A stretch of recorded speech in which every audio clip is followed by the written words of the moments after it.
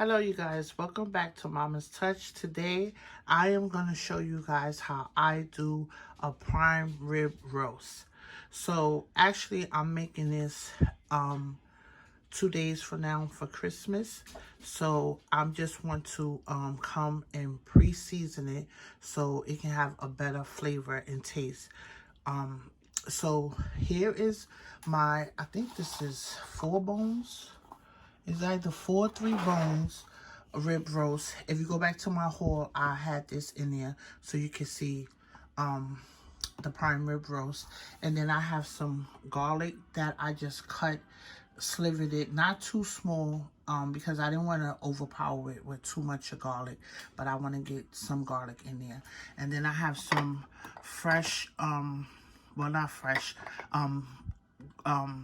black pepper, excuse me, and then I'm gonna put some of my house seasoning on there, and that is it.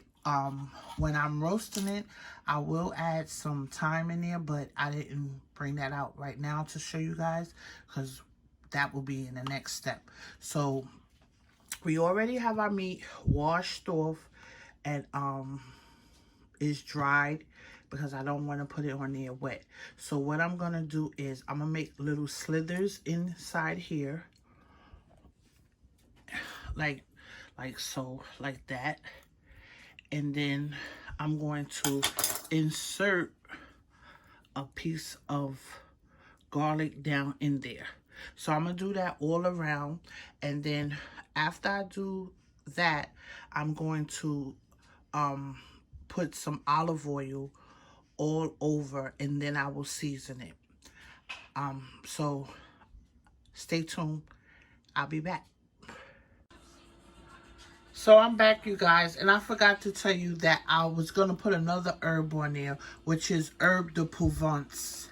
And so this is it, and I sprinkled it on the prime rib, and this is what we have.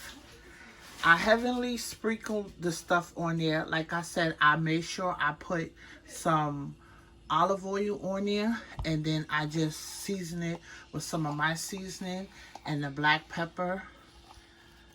And we're gonna I'm just sitting it in this bowl for now, but I'm gonna put it in a big Ziploc bag, and we're gonna let that marinate for a day or two. So I just wanted to come back and show you guys how it looked. I have some garlic. I don't know if you can see the garlic is somewhere in there because I pushed it all the way down because I want to make sure it really gets down in there. But this is it, and I'm going to come back and show you guys how I roast this. So stay tuned. So we back, guys. I have my bacon rack right here that we're going to put our rib roast on. But I want to show you guys that we had it marinating for, a day. And this is it. Still looking nice and seasoned. And we're going to get it on the rack. And I'm going to put it in the oven for, I'm going to say 2 hours, but I'm going to check the temperature. The internal temperature, I want to be like 140. I'm not a rare connoisseur, so we're going to make this medium well done. And so I will be checking it to make sure that I get it to like 140, 145 the most. But let me get this on the rack, and then I'll show you. I'm putting it in the oven uncovered, and we're going to cook it for 2 hours, but we're going to definitely be checking for the temp. So be right back. So here I have it on the rack.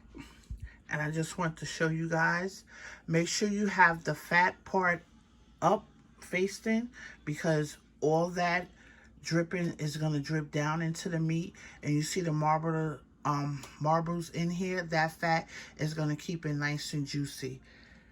And this is how it looks.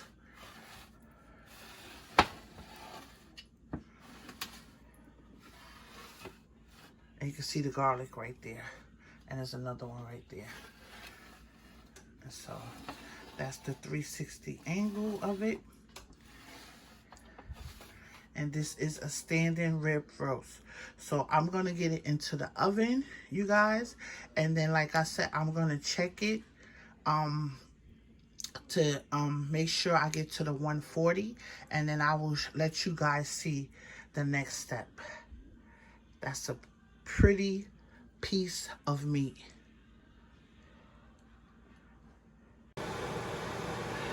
So I'm back, you guys. I already took my roast out the oven, and I said I was gonna go to 140, 145 the most, but that was still rare. So when I checked again, 170 is well done, and medium rare is 160. So I went to about 165, and I'm hoping that with the carry-on cooking that it will cook a little bit more. So as you see, my thermometer is saying 165, and I went straight down the middle. As you can see, some of the blood is coming out, so I didn't want all the juices to start flowing out by me keep puncturing it. So I can't show you guys how I was reading, but it kept the temp on there for me to show you. So I just want to show you that this is the prime roast rib, and I'm letting it rest right now.